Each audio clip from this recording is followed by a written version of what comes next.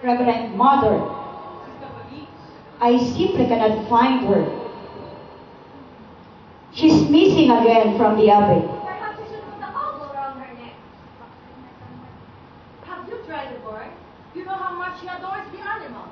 I have looked everywhere, in all the usual places. Considering it's Maria, I suggest you look in someplace. Well, Sister Margaret, I hope this infraction ends whenever that is.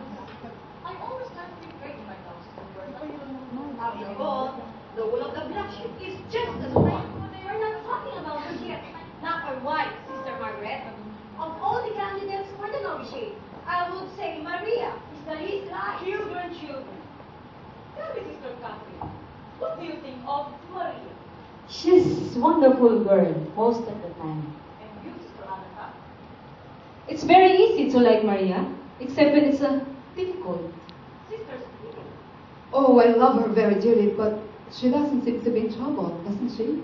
Exactly what I say.